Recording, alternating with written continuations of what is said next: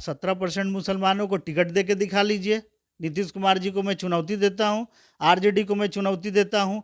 क्या ये तेजस्वी यादव की सरकार, क्या ये नीतीश कुमार की सरकार जातीय आधार पर, अगर रामराज की बात हो गई कि रामराज होगा तो सब कुछ अच्छा होगा, उनका अगर परिप्रेक्ष्य है कि आदर्शवाद की, तो इस समाज में आदर्शवाद नहीं है। अब जो एक साफ सुथरा आदमी खाना दे रहा होता है, वो अगर आप उसकी जाति बता दीजिए तो उसे उल्टी होने लगती है। तो ये मानसिक रोग ही है ना। सर स्वागत करना चाहेंगे। जी, सबको क्रांतिकारी जय भीम। सर जिस तरह से अभी कई दिन हो गए जाति गणना की रिपोर्ट आई हुई, लेकिन अभी तक उसका असर है कि अब जाति गणना की रिपोर्ट आई जिससे जातिवाद बढ़ गया है। नहीं, अब तो जातीय जनगणना की बात कहाँ, अब तो आरक्षण की बात आ गई सर। 75% आरक्षण के बात इस राज्य सरकार ने कर दिया। अब तो बहस जनगणना से ज़्यादा जातीय आरक्षण पे हो रही है। कुछ लोग सवाल ये उठा रहे हैं कि ये जातीय आरक्षण में हमारे जातियों की संख्या कम की गई, ज़्यादा की गई, ये तमाम प्रकार की बातें चाहिए। जातीय जनगणना की जहाँ तक बात है, उसका प्रभाव तो सबसे पहला प्रभाव राजनीति पे पड़ा ही, साथ ही साथ सोशियो इकोनॉमिकल कंडीशन आप और पॉवर्टी पे जरूर पड़ने वाला है, ये आप बात जान लीजिए। इसी उद्देश्य से ही जातीय जनगणना की गई थी। हाईकोर्ट ने भी ये पूछा था कि इसकी क्या जरूरत है, जिस पे एक लंबी बहस चली थी। तर्क दिए गए थे कि किन कारणों से हम जातीय जनगणना कराना चाहते हैं। जो रिपोर्ट आई, और आप ये बात जान लीजिए, इसी रिपोर्ट के तहत ये भी बात की खुलासा हुई कि किन जातियों के पास कितनी जमीनें और कितनी संपत्ति हैं, जो अब तक खुलासा नहीं, अभी लोग हवा में बात कर रहे थे। तो इससे कुछ खुलासे हुए हैं। कुछ लोग वंचित रह गए हैं, वंचित समाज हैं, कुछ लोग शोषित समाज हैं। इन लोगों को आइडेंटिफाई करने का एक मौका मिला है। तो ये मतलब कि दलित पिछड़े में ही शोषित समाज है जो मतलब कि सामाजिक तौर से कमजोर है, राजनीतिक तौर से कमजोर है। देखिए, शोषित का मतलब क्या होता है? जिसको दबाया जाता है। वंचित का मतलब हो किसी कारण से उनको वो सुविधा या अधिकार या राज्य सरकार की नीतियों के कारण या शासकों के कार्यविधियों के कारण उनको नहीं मिल पाए, वो वंचित समाज है। अब आप जैसे जाइएगा, जैसे ईडब्ल्यूएस की बात आती है, ईडब्ल्यूएस एक अलग विवादास्पद विषय है, हमारी पार्टी के लिए तो विवादास्पद विषय है। लेकिन आप ये समझ लीजिए, उस समाज में भी गरीब लोग हैं, जो जातीय जनगणना में वो दिखाई देगा। तो ये मुद्दा जो है ईडब्ल्यूएस का नहीं है, मामला है कि अब क्या ये सरकार ईमानदारी से जातीय जनगणना के आधार पर नीतियां बनाएगी? नीतियां तो बनाने की बात तो सरकार कह रहे हैं ना कि जिसको जितनी है हिस्सेदारी उतनी भागीदारी मिलेगी। तो आप 17% मुसलमानों को टिकट दे के दिखा लीजिए। नीतीश कुमार जी को मैं चुनौती देता हूँ, आरजेडी को मैं चुनौती देता हूँ। आप दलितों को 22% आप टिकट दे के दीजिए, अति पिछड़ों को 39%, 38% दिया है, उसको दिखा के दिखाइए। आप सवर्णों को 10% है, वो तो ठीक है। बाकी लोग आप उनका काट के तो देखिए, आपकी क्या स्थिति होगी। A to Z की बात करते हैं, बात हिस्सेदारी की बात आएगी तो ये राजनीतिक बयान है। मैं ये देखना चाहता हूं कि इस लोकसभा में कि क्या जातीय जनगणना, क्या आपके आरक्षण के मेथड पे आप सैद्धांतिक तौर पे कुछ भी चल पाते हैं? ये सवाल है, ईमानदारी का सवाल है। तो मतलब ये कहने का मतलब है कि सरकार जिस तरह से जाति गणना की रिपोर्ट पेश करवाई तो मतलब भागीदारी नहीं दे पाएगी। अगर भागीदारी होना, तो देखिए, पहले जैसे 33% आरक्षण महिलाओं की बात थी, तो लोगों ने उस समय क्या आवाज उठाया था कि आप आरक्षण अभी क्यों दे रहे हैं? सबसे पहले पॉलिटिकल पार्टी अपने पार्टी में 50% दे के दिखाए, जो सीट दे, जो नहीं हो पाया।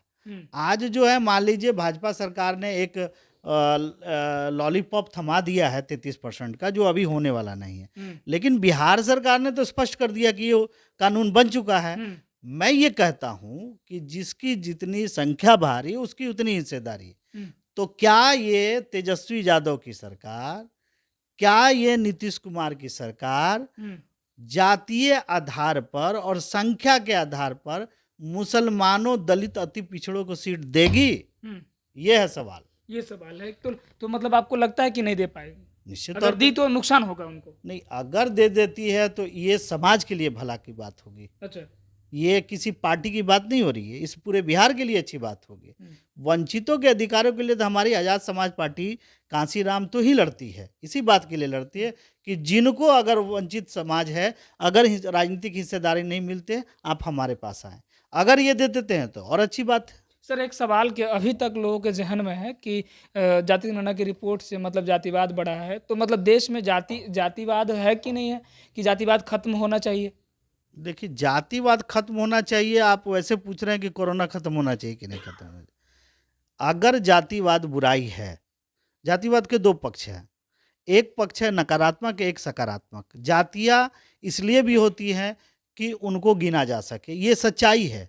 ये धरती की सच्चाई है हुँ, कि ये पूरी धरती जातियों से बटा हुआ है। हुँ। लेकिन इसका नकारात्मक पक्ष होता है कि किसी जात को हमें विकास नहीं होने देंगे, हुँ। ये जातिवाद ये है। मानते हैं कि जातिवाद से जाति से आरक्षण है?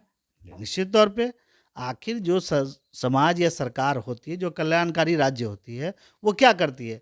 सभी का वोट लेती है, तो सबका विकास करने का भी उनका ध्येय होता है। तो कि विकास कैसे करेंगे? जब तक संख्या और जानकारी नहीं होगी, कैसे करेंगे आप? हुँ। तो ये संख्या अगर आई है, तो ये आइडेंटिफ़ाई हुआ है कि कौन लोग वंचित रह गए हैं। सर एक सवाल कि जो लोग लोग कह रहे थे कि जातिवाद मतलब है तो आरक्षण व्यवस्था है। तो और कुछ लोग कह रहे हैं कि आरक्षण खत्म कर देना चाहिए। तो जातिवाद खत्म होनी चाहिए, आरक्षण खत्म होनी चाहिए? देखिए, जातिवाद के 2 पहलू फिर मैं बता रहा हूँ। आप देखिए कि इस जातिवाद से फ़ायदे क्या-क्या हुए। अभी 35% अति पिछड़ों को मिला हुँ, और 18% मिला पिछड़ों को।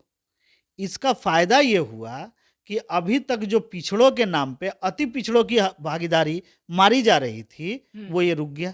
इसका हुँ, सबसे बड़ा बात है, जो 35% आबादी थी, हुँ, उसकी हिस्सेदारी पिछड़े के नाम पर हुँ, 4-5 जातियाँ ही, जिसमें आप यादव कह लीजिए, कुर्मी, कुशवाहा, अग्रवाल, ये सब सारी जातियाँ कर ली। जैसे हुँ, अभी अति पिछड़ा पे एक सवाल आया था, एक आरजेडी के विधायक थे रामबली जी, वो चलाए थे हुँ, कि तेली और कौन-कौन 2-3 जातियाँ हैं, जो पूरे अति पिछड़े के समाज का सारा वो हक मार ले रही है। हुँ, तो ये बातें होती हैं। तो अगर इस जातीय जनगणना अगर हुई है और आरक्षण जो दिया गया है, इससे इन बातों पर रोक लगेगी। हुँ, और निश्चित तौर पे ये खुशी की बात है कि जहाँ जो जिनकी भागीदारी है, मान लीजिए दलितों को भी परसेंटेज में फ़ायदा हुआ, अति पिछड़ों को भी फ़ायदा हुआ, ये एक अच्छी बात है। लेकिन लेकिन पटना हाई कोर्ट के वकील हैं कुमार चौधरी जी, वो कह रहे थे कि मतलब जातिवाद से आरक्षण नहीं है। हुँ, हुँ। मतलब कि अगर देश में अगर सही मायने में कहा जाए तो आर्थिक तौर से लोग अगर मजबूत हुए तो जाति की ज़रूरत नहीं है। लोग एक ये तो भाजपा के राम राज की बात हो गई कि राम राज होगा तो सब कुछ अच्छा होगा। उनका अगर परिप्रेक्ष्य है कि आदर्शवाद की, तो इस समाज में आदर्शवाद नहीं है, लड़ाई है। आदर्शवाद हो तो सकता है ना? अगर होने के लिए चाहे तो तो कुछ भी, लोग चाहे अगर तो अगर समाज चाहे तो अगर आदर्शवाद अगर हो जाए तो आप हमसे ये सवाल ही नहीं करेंगे। सभी कल्पना करते हैं कि हम एक स्थिति तक पहुँच जाए। हुँ, तो हमारा ये कहना है कि जो लड़ाई है, आज जो है जाति के नाम पर किसी का विकास रोका जाता है। हुँ, किसी का विशेष विकास किया जाता है। हुँ, लड़ाई तो यहाँ है ना, विकास से किसी को कहाँ परहेज है? हुँ। विकास में जातिवाद लाया जा रहा अच्छा। है, ये दिक्कत है।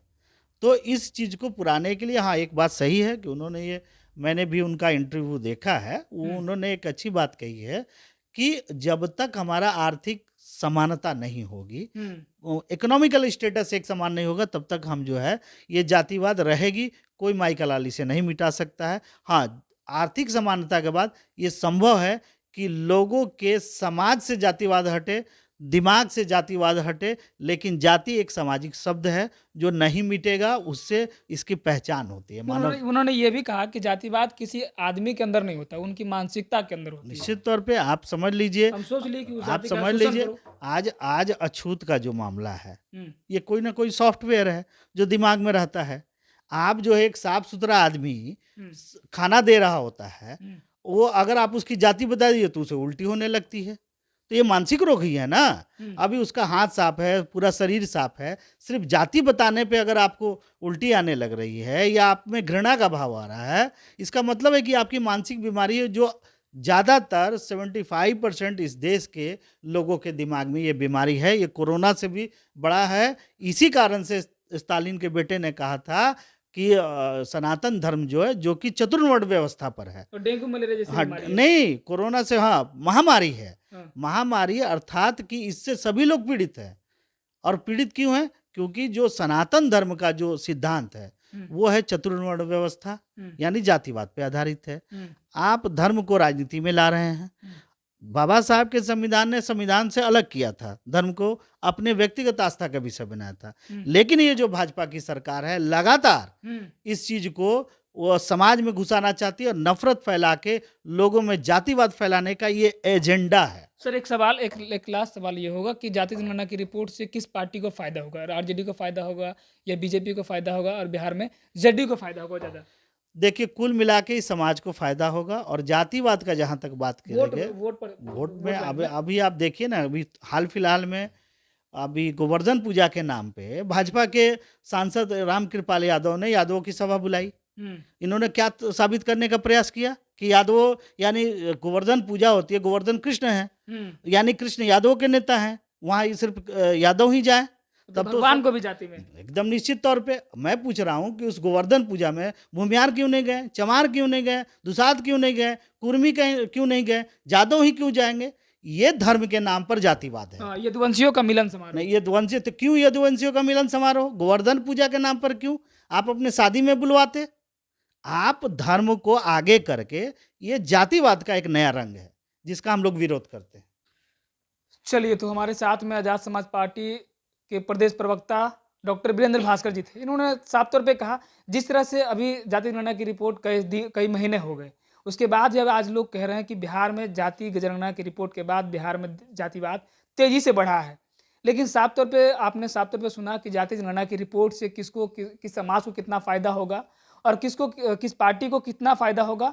और इन्होंने साफ तौर पे कहा कि जो पार्टी इस पे पहल करेगी, क्योंकि जिस तरह से मतलब जनसंख्या तो गिनती करवा दी, लेकिन जब सामाजिक स्तर से, राजनीतिक स्तर से, आर्थिक स्तर से अगर जो इस पे काम करेगी, जिसको जितनी भागीदारी दे पाएगी, वो उनको फ़ायदा मिल पाएगा। चाहे वो पार्टी भाजपा हो या फिर आरजेडी हो, जेडीयू हो, तमाम जो कोई भी पार्टी हो, उनको ये फ़ायदा होगा।